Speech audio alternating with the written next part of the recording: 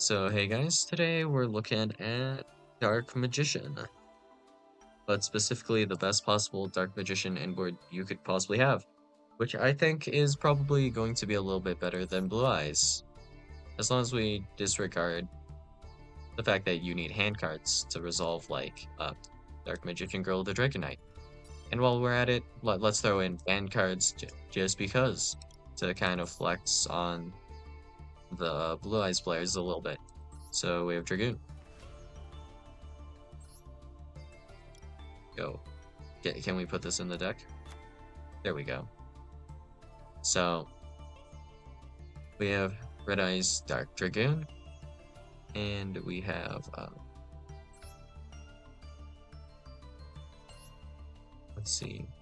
We probably don't have that on the end board.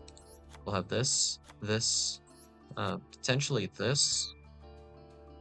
We have Eternal Soul,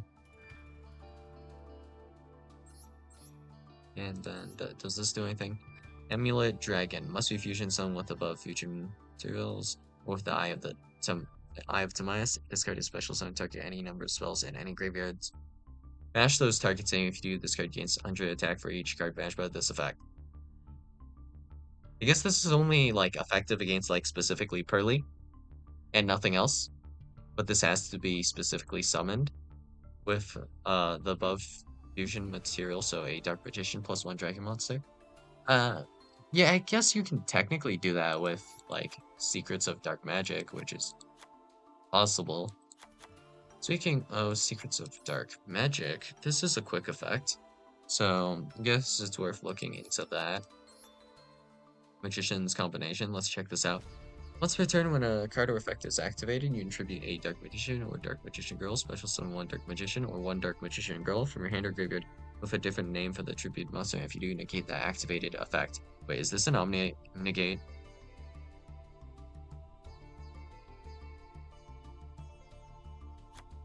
And if this face-up card is sent from the spell and trap zone to the graveyard, you can destroy 1 card on the field. Wait, what? Oh, this works, I guess. Wait, is this even hard once per turn? No. Wait, so if I tribute Dark Magician, summon Dark Magician Girl, and then tribute Dark Magician Girl, I can summon Dark Magician. Okay, so yeah, this just fully kind of like loops on itself. Okay, cool. That sure works. Magician Navigation. Does this do anything? You can banish this card from your graveyard, then target 1 face-up spell trap your opponent controls. Negate its effects until the end of this turn. So if this is in the graveyard, this is just a spell trap negate. Cool. I guess. Then Dark Cavalry. Gain 100 attack. Okay. When a card or effect is activated, that targets a card on the field. Quick effect, you can discard 1 card, negate activation. If you do, destroy. So this will stop targeting. But this is not once per turn. Interesting. Then we have Dark Magician, the Knight of Dragon Magic. I don't think this does anything, right? As an endboard piece? No. Okay. Chaos Scepter Blast. This is quick effect. Let's see what this does. If you control a level 8 or higher spellcaster type monster, bash 1 card on the field face down. Wait, this is face down removal. Rare. And also this is non-targeting. If this card and its owner's spell and trap zone is destroyed by an opponent's card effect, you can special summon 1 Magician of Black Chaos or Dark Magician of Chaos from your deck, ignoring its summoning conditions. So Dark Cavalry is a level 8 spellcaster, so if you have Dark Cavalry, Chaos Scepter Blast is activatable. So, alright. That's great. Dark Magic expanded. So right now we're looking at like 1, 2, 3, 4, and then if we throw in Chaos Scepter, that would be 5 cards. I guess we don't need E-Soul because we'll just use Magician's combination instead. That sounds good to me.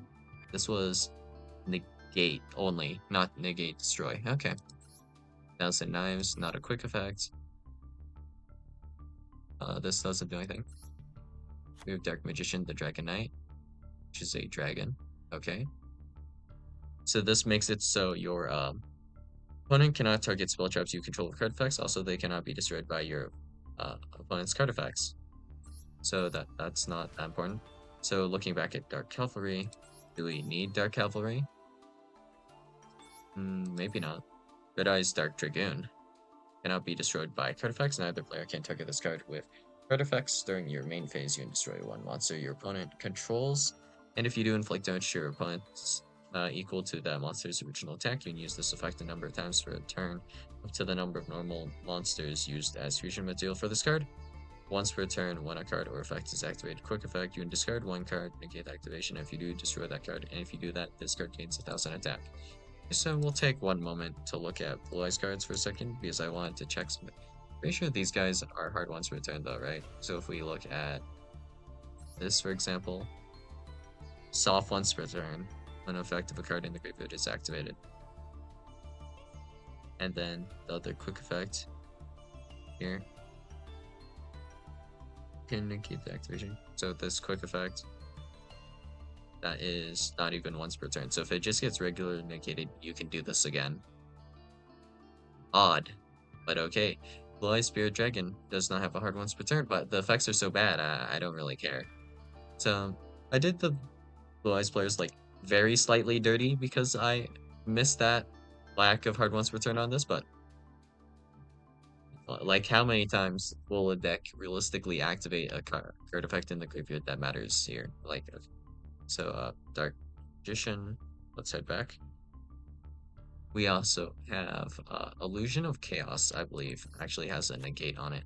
When your opponent activates a monster effect, quick effect, you can return this card to the hand, and if you do, special summon a Dark Magician from your graveyard. And if you do that, negate that activated effect. Okay. So that's pretty strong.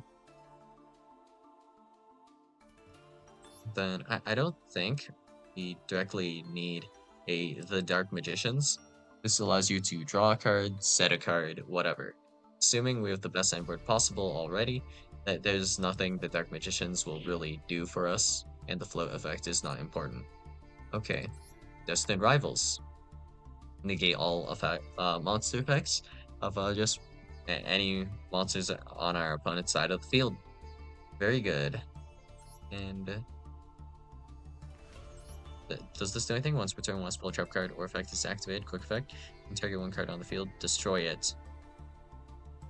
Just kind of destruction. Alright, don't super care.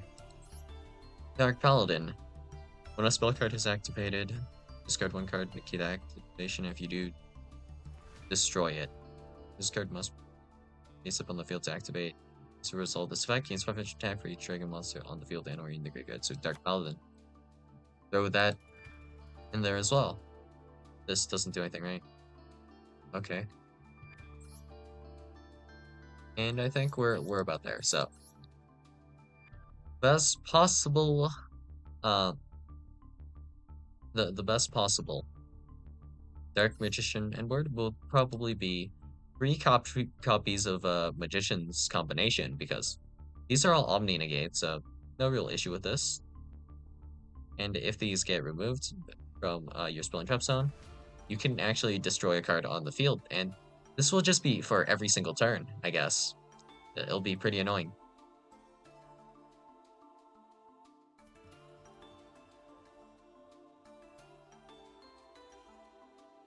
Yep. So you tribute one, and then special summon one, and negate. So this all happens at once, I guess. Well, that's fine, I guess. And then we have Magician's Navigation. Because this is a trap in the graveyard, this can be activated on your opponent's turn. So this is a spell trap negate. And then we have Destined Rivals, which just can blanket negate all of our opponent's monsters. And I don't think we have anything to like really make with Secrets of Dark Magic. Not that it matters, because we're going to be running likely. I'm thinking like we probably wouldn't necessarily want Cast Scepter Blast, but we could take it. Honestly, it should be fine because you have Destined Rivals. So if you went, well, let's see, do we need Eternal Soul? Eternal Soul would be okay because it would make Dark Magician the Dragon Knight not affected by card effects because its name is Dark Magician, so it's uh a towers essentially, right? This is specifically what? Unaffected by your opponent's card effects. So not just activated effects, so that this also works against skill drain. So Dark Magician, the Dragon Knight, just becomes an unaffected monster. And then we had this, we have 1, 2, 3, 4, 5. Or we can do 1, 2, 3, 4, 5. 1, 2, 3, 4, 5. So we have options. We can take Dark Magical Circle as well. Dark Magical Circle is not like just a one-time thing, like how Chaos Scepter Blast is. So, I think Dark Magical Circle, despite this bashing face down, I don't think bashing face down is super relevant necessarily. When it is relevant, this will be better. When it's not, this will overall probably be better. So, considering we control 3 of these, I think Distant Rivals is also good. So, what does this do? Send 1 card for hand to the graveyard, then target 1 face-up card on the field, destroy that target. And this is a spell negate. Does this have a hard once per turn? Oh, no. Well, okay. So, we can pretty conclusively say then that the best endboard we can have is just 3 Red Eyes Dark Dragoon, 1 Dark Magician, the Dragon Knight, and then probably here, how many cards do we have? 3, 1, 2. Okay, so after this, so it's 3 of these, 1 of these, and then if we have 1 of these, that puts us at 5, right? Which is pretty close, but that just means because this is not hard once per turn, this would be the best possible endboard, I guess. So if you have 3 copies of Red Eyes Dark Dragoon, 1 of Dark Magician, the Dragon Knight, and then 1 of Dark Magician Girl, the Dragon Knight, I think this isn't that great because well, let me think. I guess it's okay because this card's name is still Dark Magician, so we can actually tribute this for Dark Magician Girl with Magician's combination, and then we can just tribute Dark Magician Girl back for Dark Magician the Dragon Knight again. So assuming we control 3 of these, that's perfectly fine. I think I'm not 100% sure if we can need 1 space in our main monster zones to actually resolve the effect of Magician's combination or not. Sometimes this is jank, but if we don't need any monster zones for this, just left open, I guess 2 Dark Magician Girl, the Dragon Knight, would be fine. And this sadly is not a Dark Magician Girl, is it? Wait, is it?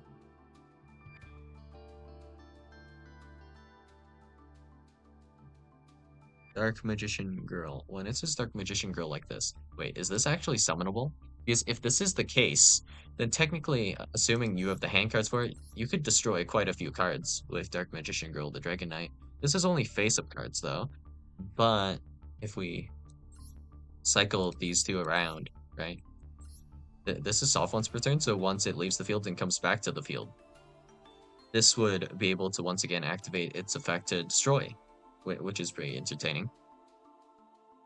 So, I mean, Red Eyes Dark Dragoon, of course, is not legal. So, since it's not legal, I guess the best play is to just stack up on copies of like Dark Paladin and Dark Magician Girl, the Dragon Knight instead of Red Eyes Dark Dragoon.